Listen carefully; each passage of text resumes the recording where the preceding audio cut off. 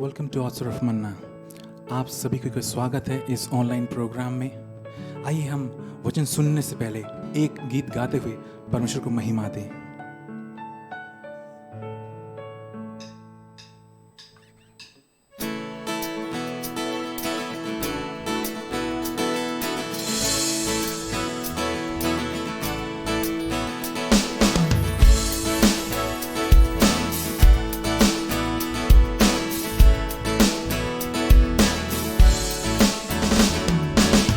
जो कुछ है तूने दिया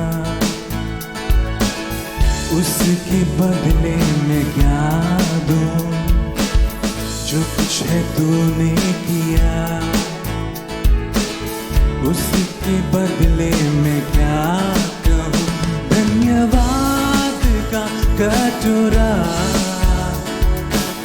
उठा के मैं ये कहूँ, कटोरा उठा के मैं ये कहूँ। पिता धन्यवाद, यीशु धन्यवाद, धन्यवाद आत्मा धन्यवाद, पिता धन्यवाद, यीशु धन्यवाद, धन्यवाद आत्मा धन्यवाद।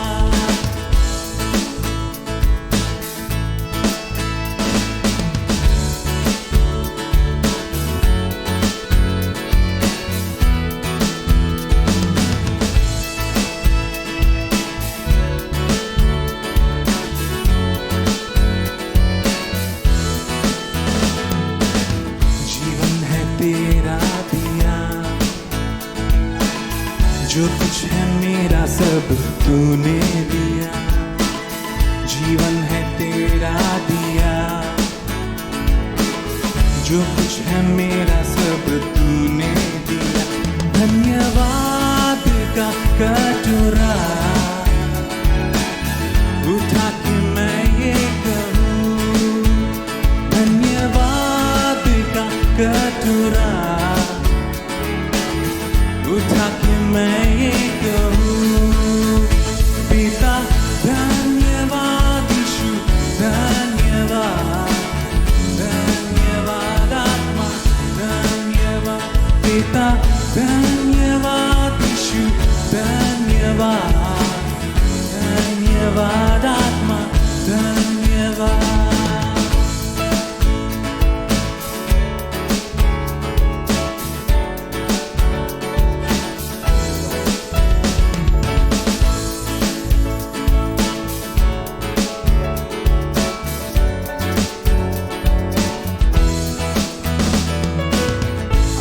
है तुझसे है मेरी, बिन मांगे तूने है सब कुछ दिया। आशीष है तुझसे है मेरी, बिन मांगे तूने है सब कुछ दिया। धन्यवाद का कटोरा उठा के मैं ये कहूँ। धन्यवाद का कटोरा उठा के मैं ये कहूँ। पिता धन्यवाद, यीशु धन्यवाद, धन्यवाद आत्मा धन्यवाद, पिता धन्यवाद, यीशु धन्यवाद,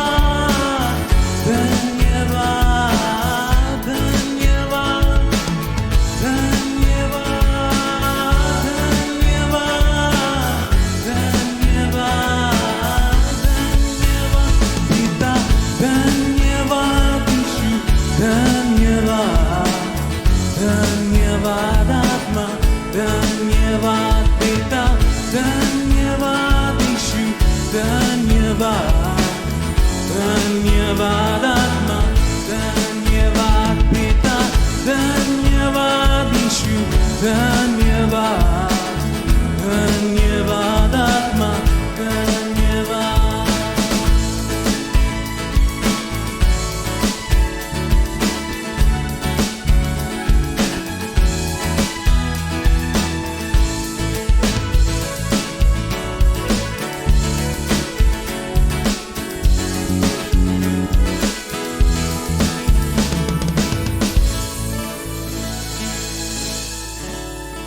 सब अपने आप को बंद करें और परमेश्वर को धन्यवाद दें आज के दिन के लिए। लॉर्ड, हम आपको धन्यवाद देते हैं लॉर्ड, हालेलुया, कि आपने हमें देखने के लिए मौका दिया लॉर्ड, हालेलुया। और अभी प्रभु यीशु मसीह, हालेलुया, जो वचन प्रचार किया जाएगा लॉर्ड, उसमें प्रभु आप अपना प्रभु मसीह आशीष दीजिए लॉर्ड, हालेलुया, और वो सुन के आशीष होने पाए और आपके दास भी प्रभु यीशु मसीह जो वचन है वो शेयर करके परमेश्वर, हालेलुया, सिखा पाएँ दूसरों को भी लॉर्ड बहुत सही रीति से, हालेलुया। मैं क्या प्रार्थना करूँ, मेरे बोलने से पहले, मेरे मांगने से पहले सब कुछ आप जानते हैं लॉर्ड, सब कुछ मैं आपके चरण से सौंपता हूँ, इसे सुनिए और स्वर्गराज में ग्रहण कीजिए लॉर्ड, हालेलुया, आमीन। Praise the Lord, hallelujah, welcome to the Oaths of Manna। परमेश्वर को बहुत बहुत धन्यवाद देते हैं। सचमुच में परमेश्वर ने एक सुंदर दिन दिया है। संध्या के समय में हम सबों को जमा किया है, हम लोग एकत्रित होने पाए हैं और इस चैनल के द्वारा से हम लोग परमेश्वर के वचन को सुनने पाते हैं। आप सबों को बहुत बहुत बधाई आज का इस रिजरेक्शन संडे के लिए, हैप्पी ईस्टर। आज का ये जो दिन है जिसको हम लोग सारे दुनिया में याद करते हैं, एक बहुत बड़ी आशा का दिन है हमारे लिए, एक बहुत बड़े आशा को हम लोग याद करते हैं इसमें, हालेलुया। और आज परमेश्वर के वचन के द्वारा से हम लोग निश्चय हमारे हृदय गदगद होने को जा रहे हैं और बहुत सारे उम्मीदों के साथ में हम लोग भरने को जा रहे हैं, हालेलुया। इसलिए समय को नहीं गंवाते हुए आइए हम लोग छोटी सी दुआ प्रार्थना करते हैं और उसके बाद में आज के विषय में हम लोग जाते हैं। सर्वसामर्थी सेनाओं का यह परमेश्वर, पिता इस्राएल का परमेश्वर, दाऊद का परमेश्वर, इब्राहिम का परमेश्वर, हम आपको बहुत बहुत धन्यवाद देते हैं लॉर्ड आज के इस दिन के लिए प्रभु जी। सारा दुनिया जबकि परमेश्वर पिता आज रिजरेक्शन संडे को प्रभु परमेश्वर स्मरण कर रहा है, पुनरुत्थान का सामर्थ को याद कर रहा है प्रभु जी आपका, हम भी प्रभु जी इस चैनल के द्वारा से प्रभु जी तेरे उन कई बातों को प्रभु जी हम स्मरण करना चाहते हैं। आप परमेश्वर से उत्साहित होना चाहते हैं लॉर्ड, प्रत्येक से तू बातचीत कर प्रभु जी। हम भी अपने आप को तेरे हाथ में समर्पित करते हैं लॉर्ड ऑलमाइटी, हमसे भी बात कीजिए लॉर्ड। आप परमेश्वर पिता इस चैनल के द्वारा से हर एक को आशीष कर प्रभु जी, सब बातों में आपको महिमा और गौरव देते हैं लॉर्ड। यीशु मसीह के नाम से मांगते हैं, सुनिए अदय से स्वर्गराज ग्रहण कीजिए, आमेन आमेन। आज जिस विषय में मैं बात करने जा रहा हूं, आज रिजरेक्शन संडे है, सारा पृथ्वी भर में पुनरुत्थान का सामर्थ को याद कर रहे हैं हम लोग, उसको हम लोग मना रहे हैं, यीशु मसीह का जी उठने को हम लोग याद करते हैं आज के इस दिन में। इसलिए आज हम उसी संदर्भ में ही आप लोगों के बीच में परमेश्वर के वचन को लेकर आए हैं और आज का जो विषय है वह है जीसस वर्सेस ग्रेव, यीशु बनाम कब्र। ओके, कब्र, यीशु बनाम कब्र या यीशु वर्सेस कब्र, ये आज हमारा विषय है, हालेलुया। हम बाइबल में आप लोग अगर देखेंगे, अगर आपको अंग्रेजी में जैसे ग्रेव बोल के शब्द दिया गया है कब्र का, ओके, तो जहां जहां भी ग्रेव शब्द है, ज्यादातर जगह में ग्रेव शब्द जहां पर भी है पुराना नियम में, जब पुराना नियम में आप देखेंगे ग्रेव शब्द तो उसका हिब्रू इब्रानी में जो उसका शब्द मिलेगा आपको शेयोल मिलेगा, ओके। और उसके बाद में नया नियम में जहां जहां फिर ग्रेव शब्द है वहां पर आपको हेडिस मिलेगा शब्द, ओके। कब्र का जगह में आपको हेडिस मिलेगा या तो मृत्यु मिलेगा, ऐसे वर्ड्स मिलेंगे आपको, प्रेज गॉड। पुराना नियम में जहां पर कब्र है वहां पर शेयोल शब्द मिलेगा आपको, और नया नियम में जहां पर कब्र है और ग्रेव शब्द है अंग्रेजी में, वहां पर आपको हेडिस मिलेगा। ये दोनों का जो मीनिंग होता है, इसका मतलब होता है it is the world of dead people, ये मृतक लोगों का, मृत्यु के बाद में मृतक लोगों को रखने का स्थान, उसको शेयोल कहते हैं पुराना नियम के हिसाब से, और नए नियम के हिसाब से जो शब्द इस्तेमाल किया है ग्रीक में वो हेडिस है। ये मृतकों का संसार है, मृतक प्राण या तो आत्मा को यहाँ पर रखा जाता है, और ये एक अदृश्य दुनिया है, प्रेज लॉर्ड। इस अदृश्य दुनिया का जो दृश्य चित्रण जो है, जो बाहर में हम लोग जो कब्र देखते हैं वो है। जब भी आप कब्र को याद कीजिएगा या तो देखिएगा, चाहे वो अन्य जातियों का कब्र हो, चाहे मसीह लोगों का कब्र हो, वो कब्र को जब देखते हैं तो आप याद कीजिएगा कि एक अदृश्य दुनिया है, ओके, जिस अदृश्य दुनिया में मृतकों का संसार है, तो मृतकों का प्राण को रखा जाता है। इसके ऊपर में मैं ज्यादा चर्चा नहीं करूंगा उस संसार कैसे है क्या है, क्योंकि इसके ऊपर में गंभीर शिक्षा है। लेकिन आज कब्र को लेके जो विचारधारा है, कब्र को लेके जो कुछ विचार सब है, कुछ सोच विचार सब है, कुछ थॉट्स है, ओके, जो कब्र के साथ कनेक्टेड है ना, उसको हम लोग देखने की कोशिश करेंगे और उसमें से कुछ बातों को हम लोग सीखने की कोशिश करेंगे। आइए हम लोग पढ़ेंगे भजन संहिता उसका 88 उसका 9 से लेकर 11, यहां पर क्या लिखा हुआ है। दुख भोगते भोगते मेरी आंखें धुंधला गईं। ये राजा दाऊद इस गीत को गा रहा है या तो लिखा है, वो अपना बात को, अपना दिल का वेदना को प्रकट कर रहा है, बता रहा है, कह रहा है दुख भोगते भोगते मेरे आंखें धुंधला गई। ओके, हे यहोवा, हे यहोवा, मैं लगातार तुझे पुकारता और अपने हाथ तेरी ओर फैलाता आया हूं। मैं तुझे लगातार पुकारता हूं और अपना हाथ तेरे ओर फैलाता हूं। दाऊद के जीवन में मेरे प्यारे भाई बहन, आप ये ना सोचें कि मेरे जीवन में सबसे ज्यादा तकलीफ है, समस्या है, डर है या तो भय है। दाऊद भी कई बार भयभीत हुआ है और जो व्यक्ति की गोलियत को मारा था वो भी कई बार भय का जीवन को उसने काटा है। जीवन में स्थिति परिस्थिति ऐसे आती है। ये स्वयं एक राजा था, तो कुछ कुछ स्थिति परिस्थिति जो होती है ना, कौन राजा है या कोई धनी व्यक्ति है तो गरीब है, उसको नहीं पहचानता। हर एक के जीवन में उतार और चढ़ाव आती है। दाऊद के जीवन में भी उतार चढ़ाव आए। साउल उसको मारना चाह रहा था, दुश्मन उसको घेर के रखते थे और उसको मारना चाहते थे। इस गुफा से उस गुफा निकलता था, दूसरे गुफा से तीसरे गुफा में जाता था, पहाड़ों में जंगलों में छुपता था अपने प्राण को बचाने के लिए। कुछ स्थिति परिस्थिति थी, आप पढ़िएगा उसके जीवन को। और ऐसे टाइम में वो परमेश्वर के सामने दुहाई देता है, प्रार्थना करता है और इन तमाम बातों को कहता है। फिर आगे क्या कह रहा है दाऊद, क्या तू मुर्दों के लिए अद्भुत काम करेगा। एक क्वेश्चन पुट अप कर रहा है, क्या तू हे परमेश्वर मुर्दों के लिए अद्भुत काम करेगा। उसका आंसर हम लोगों को नया नियम में मिलता है। Hallelujah, praise God. ओके, ये सवाल है।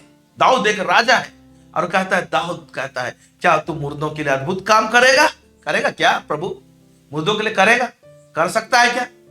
और हम लोग कितने सारे उदाहरण देखते हैं कि मुर्दों के लिए परमेश्वर अद्भुत काम करता है। Praise God, hallelujah. आगे क्या लिखता है, क्या मरे लोग उठकर तेरा धन्यवाद करेंगे। क्या मरे लोग तेरा उठकर धन्यवाद करेंगे।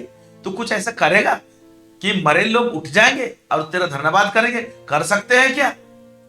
ओके, फिर क्या कब्र में तेरी करुणा का और विनाश की दशा में तेरी सच्चाई का वर्णन किया जाएगा। क्या कब्र में तेरी करुणा का, कब्र एक स्थान है, वहां पर तेरी करुणा के विषय में, टॉपिक के विषय में चर्चा हो सकती है, क्योंकि कब्र एक ऐसा स्थान है जहां पर करुणा नहीं पाया जाता है।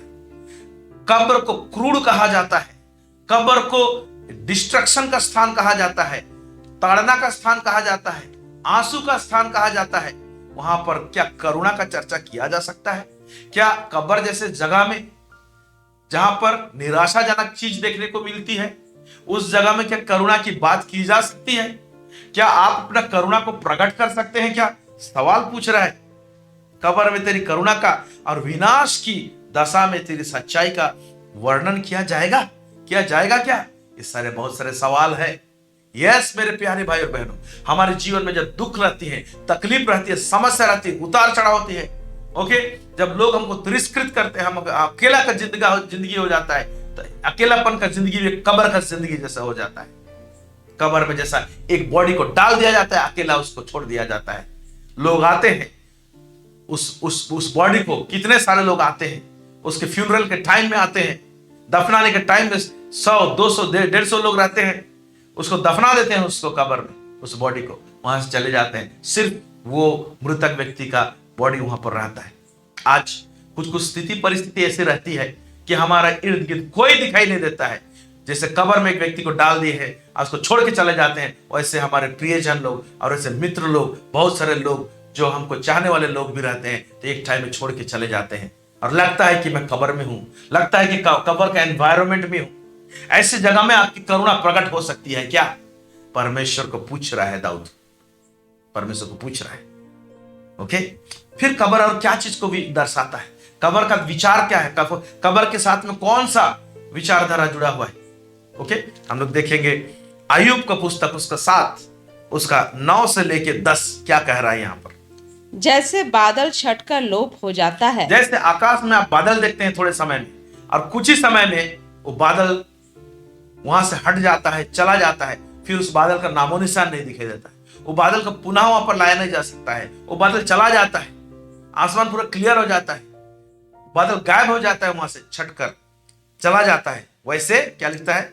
वैसे ही अधोलोक में उतरने वाला फिर वहां से नहीं लौट सकता। अधोलोक में उतरने वाला, मृत्यु लोक में जाने वाला व्यक्ति वहां से लौट नहीं सकता। यानी जब कब्र को याद करते हैं, स्मरण करते हैं, तो चैप्टर खत्म। जब भी हम लोग बोलते हैं मेरे जिंदगी का चैप्टर खत्म, वो मृत्यु हो सकता है या तो कोई भी ऐसी स्थिति परिस्थिति जहां से कि हम लौट नहीं पाएंगे और कुछ भी नया चीज नहीं होगा, ऐसा लगता है, तो समझ लीजिए कि कब्र का स्थिति परिस्थिति है, अधोलोक का स्थिति परिस्थिति को जीते हैं हम लोग। ऐसे नहीं है कि हम लोग कब्र में जाने से ही मृत्यु का जीवन जीते हैं।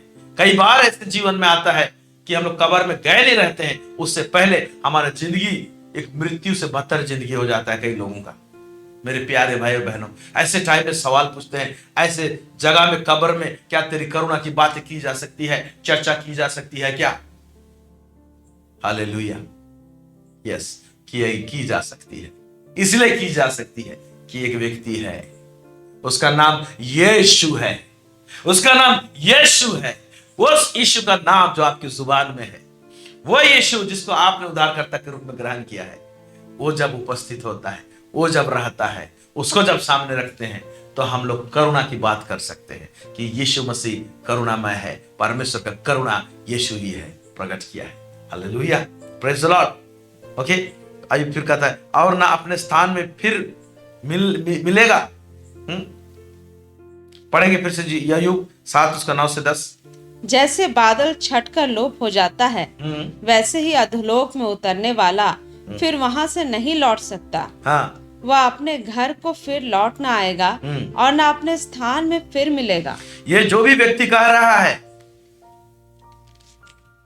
एक फैक्ट्स को बोल रहा है, वास्तविकता बोल रहा है, लेकिन सच्चाई ये नहीं है। कब्र से कोई लौटेगा? यीशु मसीह लौटाया ना कब्र से, देखेंगे नीचे। Hallelujah, praise God. फिर और एक वचन को देखेंगे हम लोग, जहां पर अधोलोक के विषय में, अधोलोक का सीन दिखाई देता है एक व्यक्ति के सामने में।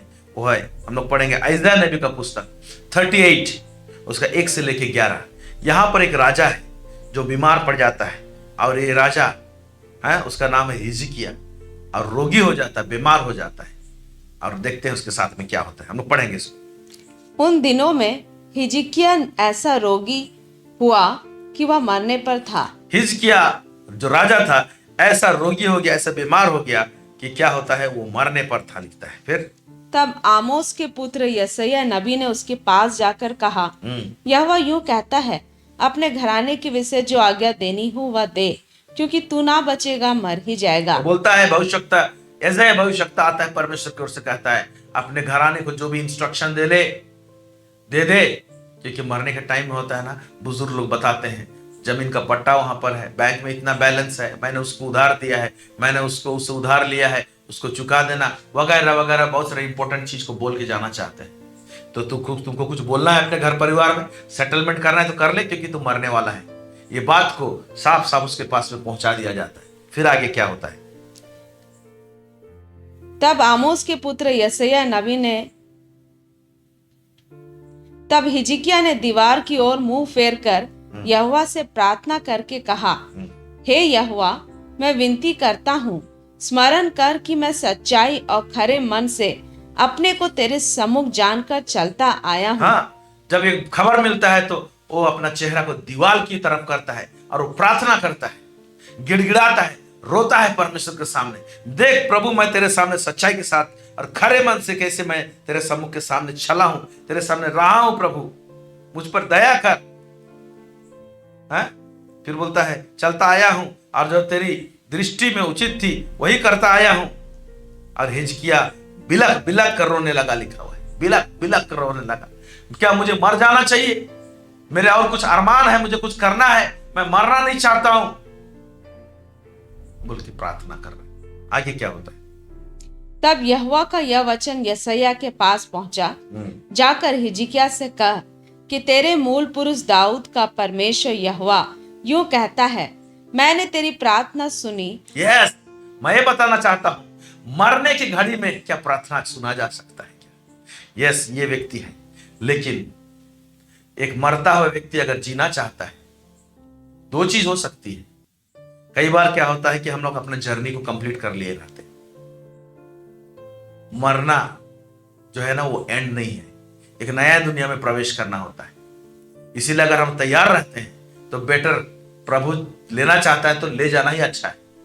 क्योंकि एक ऐसे प्रभु में जब सोते हैं तो एक ऐसे आरामदायक स्थान में पहुंचते हैं जहां आनंद ही आनंद है, जहां पर आंसू नहीं है, खुशी है, खुशी है। Praise God. तो चला जाना ही बेटर है। लेकिन एक सवाल का आंसर यहां पर आता है, क्या हम अपने जीवन को पूरी रीति से नहीं जिए हैं?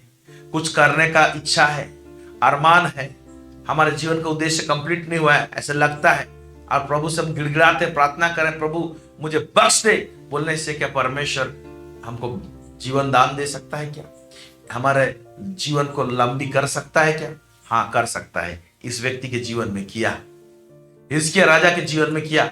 और हम ये बताना चाहता है, ये राजा है। मृत्यु एक ऐसा चीज है, वो राजा को नहीं पहचानता है, वो गरीब व्यक्ति को नहीं पहचानता है, वो धनी व्यक्ति को भी नहीं पहचानता है। उसे गरीब, धनी, राजा से, किसी प्रेसिडेंट, प्राइम मिनिस्टर से कोई लेना देना नहीं है। वो जब आता है सो आता है। ओके, आगे देखेंगे।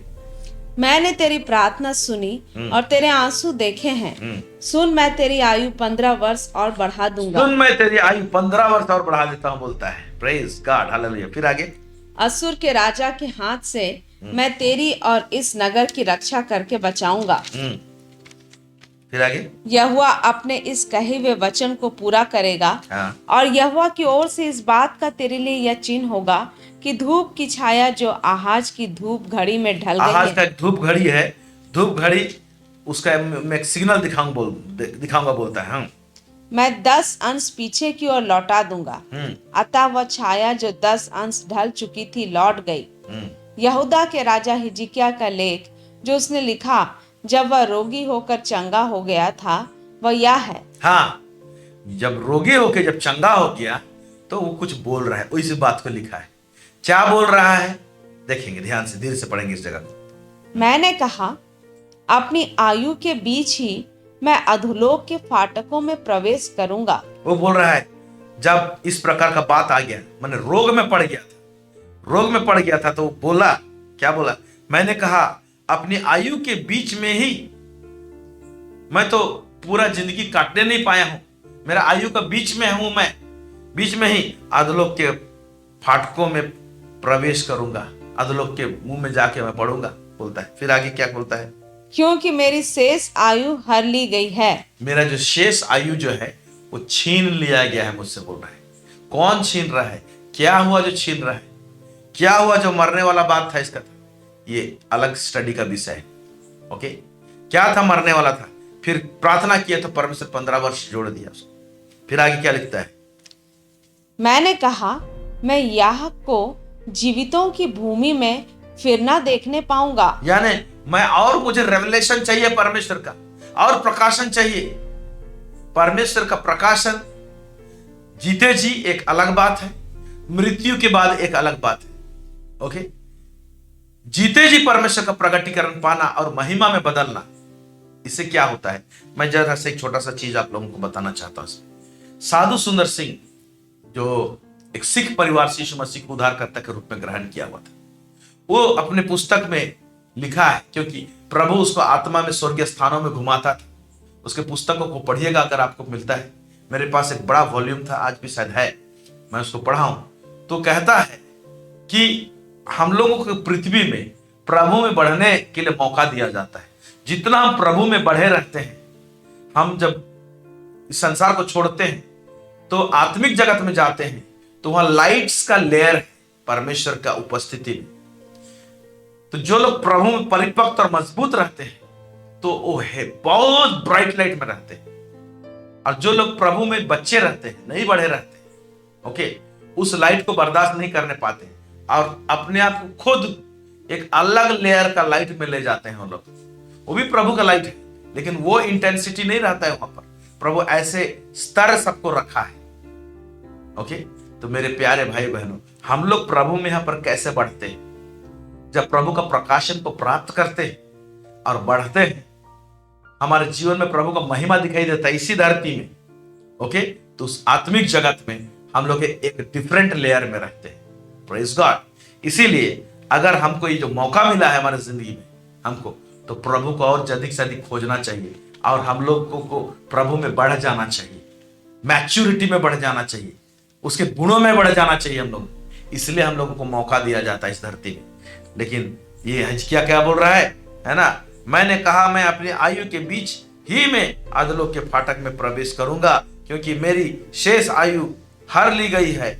मैंने कहा मैं याह को जीवितों की भूमि में फिर ना देखने पाऊंगा, इस लोक के निवासियों को मैं फिर ना देखूंगा, ये बोल रहा है।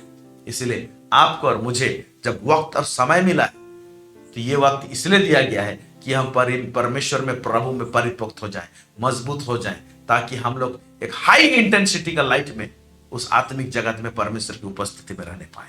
उसका महिमा डिफरेंट है। Praise God, hallelujah. तो कब्र के साथ में जुड़े हुए ऐसे विचारधारा सब है, ऐसे विचार है।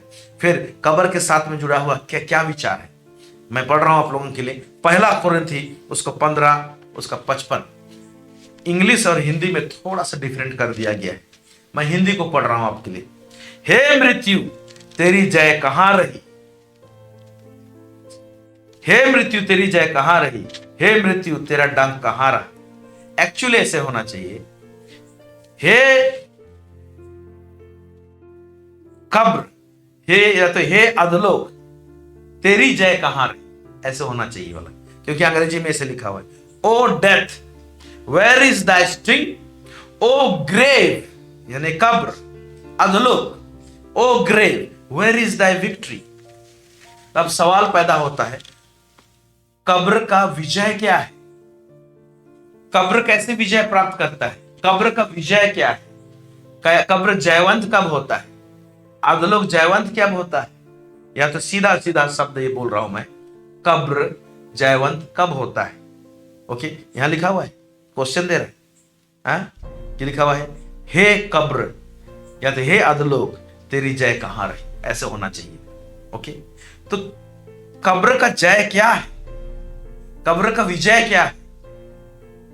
ओके, कब्र विजय नहीं पाना चाहिए। हालेलुया।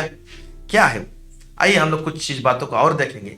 इस कब्र का विचार क्या है? कब्र को और एक चीज से तुलना किया गया है। श्रेष्ठ गीत उसका 8 उसका 6 देखेंगे हम लोग। मुझे नगीने के समान अपने हृदय पर लगा रख और ताबीज के समान अपनी बाह पर रख, क्योंकि प्रेम मृत्यु के तुल्य सामर्थी है। क्या होता है? प्रेम मृत्यु के तुल्य सामर्थी है। Love is stronger than death होता है, यानी मृत्यु जितना ताकतवर है, मृत्यु से ज्यादा पावरफुल अगर बोलेंगे तो प्रेम होता है। Praise God. ये भी एक विषय है, इसको कभी देखेंगे हम लोग, कैसे प्रेम जो है मृत्यु से ज्यादा ताकतवर है। दूसरा खंड जो बोलता है, फिर क्या लिखता है नीचे?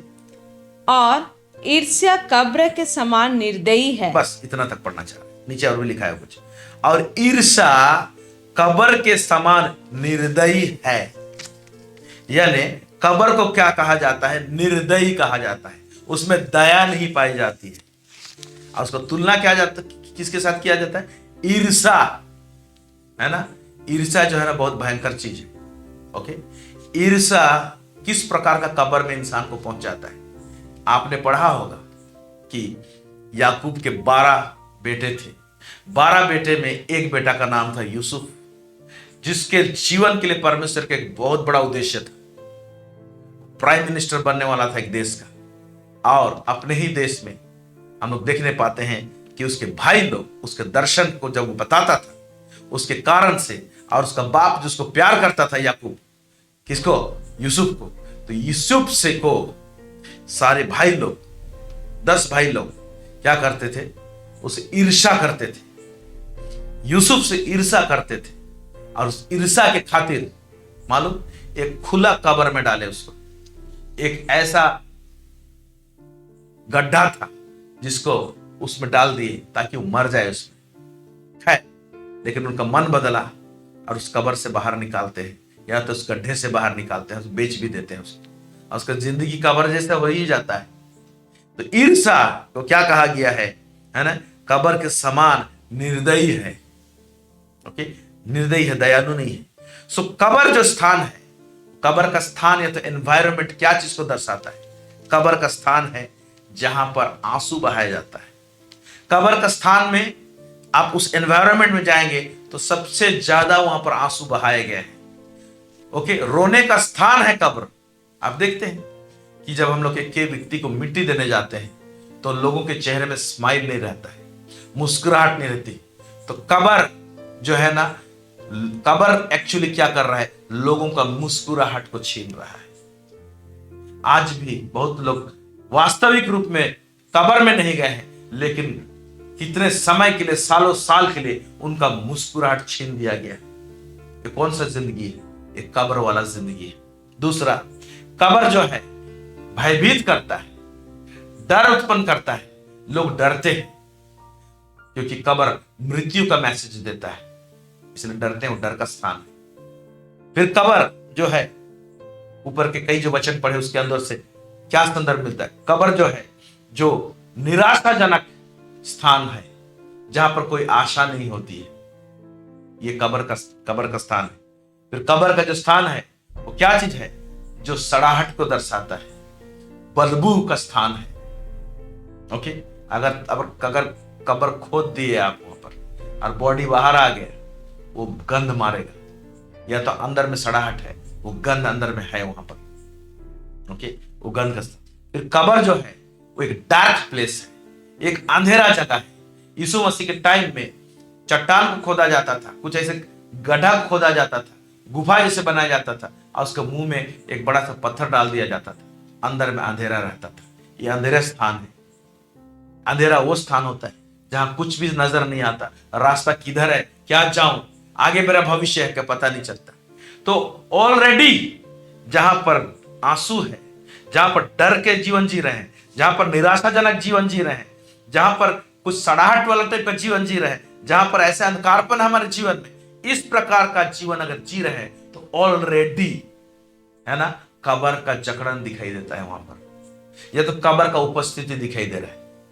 ओके, तो ये कब्र का विजय है। कब्र जब विजय होता है तो वो आंसू देता है। कब्र जब विजय होता है तो डराता है। कब्र जब विजय होता है तो निराशा देता है। कब्र जब विजय होता है तो सड़ाहट देता है। कब्र जब विजय होता है तो अंधकार देता है। तो सवाल पूछा गया है, हे कब्र कहां है तेरा जय? यानी कब्र का जय को, उसका विजय को किसी ने छीन लिया है। ओके, इसलिए पूछा जा रहा कहां है?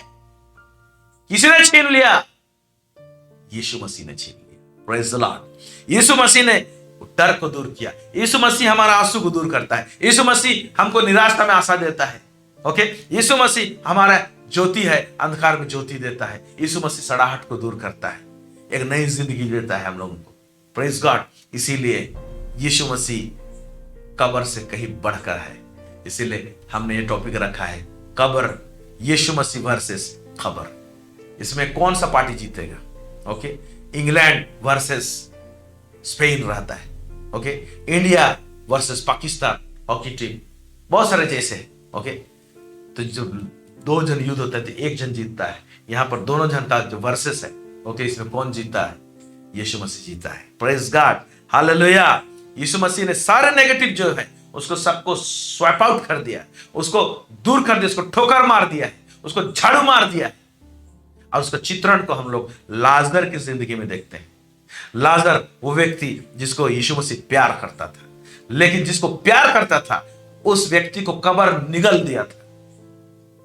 लेकिन यीशु मसीह का प्यार ने उसको कब्र में से बाहर निकाला। ऊपर में हमने वचन देखा कि प्यार जो है ना, मौत से भी ज्यादा मजबूत है। Love is stronger than death.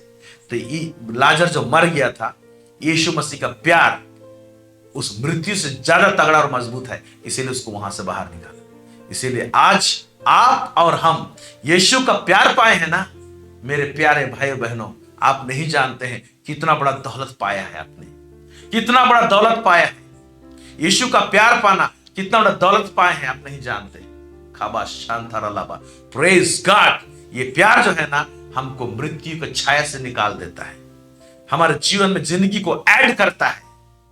ऐसा ही होने पाए आज की इस पुनरुत्थान के दिन को जब याद करते हैं आप और हम।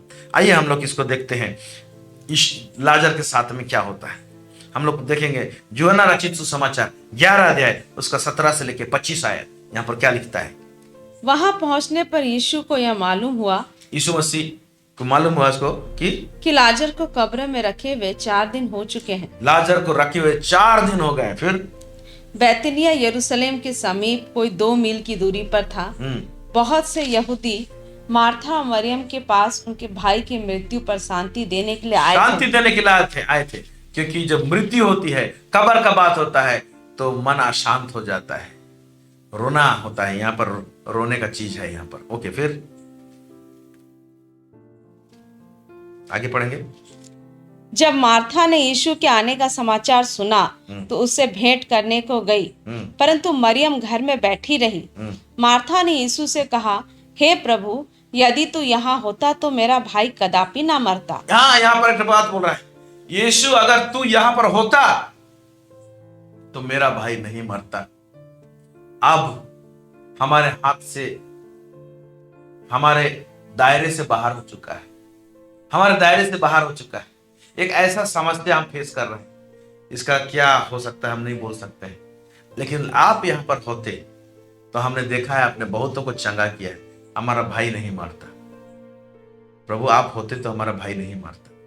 क्या इसके बाद कोई आशा है? ऊपर एक वचन पढ़े, आज लोग में जो चला गया है फिर से लौट नहीं आ सकता है, ऐसे लिखा हुआ हम लोग देखें तो ऐसे ही बात यहाँ पर है। अभी तो चला गया, अभी क्या लौट के आएगा, अभी क्या लौट के आएगा, फिर आगे देखेंगे। और अब भी मैं जानती हूँ कि जो कुछ तू परमेश्वर से मांगेगा परमेश्वर तुझे देगा। यीशु ने उसे कहा, तेरा भाई फिर जी उठेगा। तेरा भाई जी उठेगा बोलता है, फिर जी उठेगा बोलता है। मार्था ने उससे कहा, मैं जानती हूँ कि अंतिम दिन में पुनरुत्थान के समय वह जी उठेगा। वो बोल रहा है कि हाँ मुझे मालूम है, कुछ समय बाद, कुछ सालों बाद या एक युग आएगा, पुनरुत्थान के दिन में, एक पुनरुत्थान का दिन है, उसको विश्वास, उस दिन जरूर जी उठेगा। यीशु मसीह बहुत स्ट्रांग चीज बोला है, वो चीज हमको आज और आप मेरे को आशा देता है। उस दिन का बात छोड़ो, उस दिन का बात, मैं जहां पर हूं पुनरुत्थान का दिन को, मैं उस समय को, मैं वक्त को लेके आता हूं मैं, क्योंकि वो पुनरुत्थान का समय जो है ना, उसको मैं खींच के लेके आता हूं, क्योंकि मैं ही पुनरुत्थान हूं बोलता है यीशु मसीह। देखिए क्या लिखता है। यीशु ने उसे कहा, पुनरुत्थान और जीवन मैं ही हूँ। जो कोई मुझ पर विश्वास करता है वह यदि मर भी जाए तो भी जिएगा। क्या बड़ा बात बोलता है, जो उस पर विश्वास करता है वो मर भी जाएगा तो जिएगा। यानी जो व्यक्ति हम लोग इस पर विश्वास करते हैं, पुनरुत्थान का सामर्थ्य हमारे जीवन में ऑलरेडी काम करना चालू कर दिया है। आप जितने लोग यीशु मसीह को उद्धारकर्ता के रूप में ग्रहण किए, पुनरुत्थान का सामर्थ्य ऑलरेडी काम कर रहा है, करेगा नहीं, कर रहा है। जिस दिन हम लोग सो जाएंगे मसीह में, ये सामर्थ्य जो काम कर रहा है ऑलरेडी रहेगा और उसके द्वारा से हम लोग जी उठेंगे। प्रेज गॉड, हालेलुया, आमेन। यूहन्ना फिर 11 उसका 43 से 44 यीशु मसीह लाजर को पुकारता है। देखेंगे यहाँ पर क्या लिखता है। यह कहकर उसने बड़े शब्द से पुकारा, हे लाजर निकल आ। जो मर गया था वह कफन से हाथ पांव बंधे हुए निकल आया और उसका मुंह अंगूछे से लिपटा हुआ था।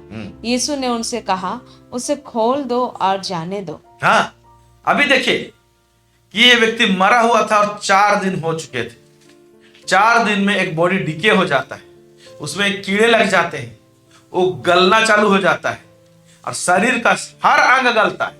ओके, तो यीशु मसीह जब लाजर को जिंदा करता है तो केवल प्राण नहीं देता है, लेकिन शरीर का एक एक अंग को नया देता है। Praise God. पुनरुत्थान का सामर्थ्य ऐसा सामर्थ्य है कि शरीर का हर एक अंग को नया किया। मैं ये बताना चाहता हूं, आपका जीवन का हर एक कॉर्नर को प्रभु जो है उपस्थित है, उस कॉर्नर को सुधारेगा। फाइनेंस के कॉर्नर को सुधारेगा, वहां पर कुछ गड़बड़ी है तो, शादीशुदा जिंदगी में कुछ गड़बड़ी है तो उसको सुधारेगा, उसमें जीवन लेकर आएगा। पुनरुत्थान और मैं जीवन मैं हूं बोलता है। आपके और बच्चों के बीच में संबंध ठीक नहीं है, आप विश्वास कीजिए, प्रार्थना कीजिए। ओके, प्रार्थना किया, तो प्रार्थना को सुना गया, उसे मरने नहीं दिया। किसका? हिजकिय्याह राजा का। ओके, उसको 15 साल बढ़ा दिया। आप प्रार्थना करते हैं, हम प्रार्थना करेंगे तो हमारे जीवन के कई कॉर्नर है, कई अंग है ना, शरीर का सारे अंग को नया किया। हमारे जीवन के सारे एरिया को प्रभु जीवन देगा, क्योंकि उसने कहा है मैं पुनरुत्थान और जीवन हूं। कब्र का जिंदगी से परमेश्वर हमको बाहर निकालेगा और छुड़ाएगा। Praise God, hallelujah. इवन जब लाजर बाहर आता है, स्टार्टिंग में ये बात सुना था कि वो तो सड़ गया होगा, बास मार रहा होगा, लेकिन जब बाहर आता है ना, तो हम नहीं समझते हैं कि इसमें दुर्गंध हो रहा होगा, क्योंकि सब शरीर का अंग नया था। Praise God, hallelujah. मैं समझता हूं कि लोग गले लगाए होंगे इसको। ओके, थोड़ा तो घबराहट हुआ होगा, कभी ऐसे देखे नहीं थे, लेकिन गले लगाए होंगे। प्रेज गॉड, आमेन। ये तो लाजर के साथ किया, ओके, लेकिन यीशु मसीह स्वयं मृत्यु का स्वाद को चखा है, मृत्यु के विषय में डेयरिंगली बात करता था, मृत्यु के विषय में चर्चा करता था। आज बहुत लोग डरते हैं मृत्यु के विषय में चर्चा करने के लिए। ओके, मुझे बार बार याद आता है, पिछले साल दिसंबर 16 तारीख को मेरे पिताजी गुजर गए, लेकिन उनका गुजरने से पहले करीब करीब साल भर से हम लोग आपस में बैठते थे, चर्चा करते थे और बड़े खुशी खुशी मृत्यु के विषय में बात करते थे। डर ही नहीं लगता था उनको। हाँ, मुझे प्रभु के पास में जाना है और अच्छा से बात करेंगे, मैं कुछ हो जाऊंगा तो ऐसे करना, वैसे करना, ये वाला चीज करना, वो करना, मेरा अभी ज्यादा टाइम नहीं है ना। वो पूरा तैयार थे। तो जो लोग तैयार रहते हैं और जो लोग पुनरुत्थान का सामर्थ को जानते हैं, जो लोग मसीह जो जिंदगी देता है उसको जानते हैं, जो लोग स्वर्गीय जिंदगी के विषय में जानते हैं, ओके, वो लोग नहीं डरते। और यीशु मसीह स्वयं अपना मृत्यु के विषय में बातचीत करता था। देखिए, वो खुद चर्चा भी करता था। मरकुस उसका 8 उसका 31 देखिए क्या लिखता है। तब वह उन्हें सिखाने लगा कि मनुष्य के पुत्र के लिए आवश्यक है कि वह बहुत दुख उठाए और पुरनिय और प्रधान याजक और शास्त्री उसे तुच्छ समझकर मार डालें और वह 3 दिन के बाद जी उठे। क्या बात है यीशु मसीह के विषय। वो खुद अपना दुख के विषय में बोलता था, अपना दर्द के विषय में बताता था, क्या होगा उसके साथ बताता था और साफ साफ बोल देता था, डेयरिंगली ऐसे 3 दिन के बाद वो जी उठेगा। प्रेज गॉड, क्योंकि जो बोलता है पुनरुत्थान और जीवन मैं हूं, वो भला क्यों ऐसे नहीं कहेगा। ओके, तो मृत्यु यीशु मसीह के सामने घुटना टेकता है, अधलोक यीशु मसीह के सामने घुटना टेकता है। आगे देखेंगे हम लोग यूहन्ना उसका 2:18 से 22। यहां पर जी उठने के विषय में ऐसा बात बोल देता है कि फारिसी शास्त्री लोग को समझ भी नहीं आता है। लोग आइए देखते हैं हम लोग। इस पर यहूदियों ने उसे कहा, तू जो यह करता है तो हमें कौन सा चिन्ह दिखाता है? यीशु ने उनको उत्तर दिया, इस मंदिर को ढा दो। इस मंदिर को ढा दो, वो एक्चुअली बोल रहा था इस मंदिर को ढा दो, मेरा शरीर को नष्ट कर दो, ऐसे बोल रहा था। वो लोग सोचते थे कि यरूशलेम मंदिर को नष्ट करने के लिए कह रहे हैं। हाँ, आगे देखेंगे। और मैं इसे 3 दिन में खड़ा कर दूंगा। यहूदियों ने कहा, इस मंदिर के बनाने में 46 वर्ष लगे हैं और क्या तू उसे 3 दिन में खड़ा कर देगा? हाँ? परंतु उसने अपनी देह के मंदिर के विषय में कहा था। अतः जब वह मुर्दों में से जी उठा तो उसके चेलों को स्मरण आया कि उसने यह कहा था और उन्होंने पवित्र शास्त्र और उस वचन की जो यीशु ने कहा था प्रतीति की। हाँ, इस मंदिर को ढा दो, मैं 3 दिन में उसे खड़ा कर दूंगा बोलता है, मैं खड़ा कर दूंगा बोलता है। क्या बात है, पुनरुत्थान का सामर्थ्य इतना पावरफुल है। आमेन, प्रेज द लॉर्ड। और हम लोग प्रकाशित वाक्य उसका 1:17 से 18 में क्या देखते हैं हम लोग, क्यों इतना डेयरिंग था और आज उसके पास में क्या है, यीशु मसीह के पास। पढ़ेंगे। जब मैंने उसे देखा तो उसके पैरों पर मुर्दा सा गिर पड़ा। ये यूहन्ना जो यीशु मसीह का चेला है, पतमोस टापू में है, दर्शन देख रहा है। यीशु सामने साक्षात खड़ा है, उसके सामने मुर्दा जैसे पड़ा हुआ था, दर्शन देख रहा था। और क्या बोलता है, उसने मुझ पर अपना दाहिना हाथ रखकर कहा, मत डर, मैं प्रथम और अंतिम और जीवता हूँ।